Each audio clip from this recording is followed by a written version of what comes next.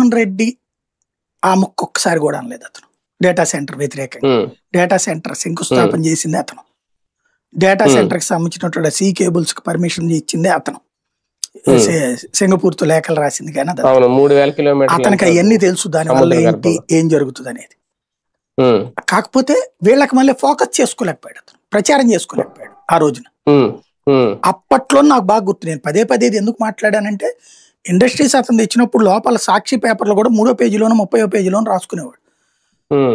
అయ్యి నేను ఈవెన్ ఈనాడు జ్యోతిలో రాసిన లోపల పేజీలో రాసేవాళ్ళు ఎంత మొక్క, దాన్ని నేను హైలైట్ చేసేవాడిని, ఎందుకు ఆంధ్ర గ్రోత్ కావాలని కోరుకునేవాడిని కాబట్టి.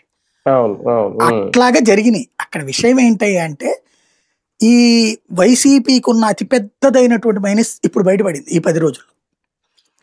జగన్ విదేశాలకు పోయాడు. ఇక్కడున్న వైసీపీ క్యాడర్ అందరి ఫీలింగ్ ఏంటంటే, పొరపాటున చంద్రబాబు నాయుడు గనక మీ అన్నం మంచిది చాలా అన్నారు అనుకోండి, అన్నం మంచిదని ఎట్ట అంటావని తిడతారు వీళ్ళు.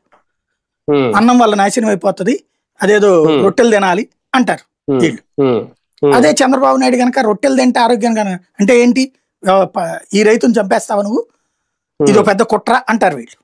అంటే ప్రతిదాన్ని వ్యతిరేకించాలనే ఒక ఎడమెంట్ మెంటాలిటీ పెంచేసుకున్నారు. దీన్ని ఒక స్ట్రీమ్ లైన్ చేసే వ్యవస్థ లేదు వీళ్ళ దగ్గర.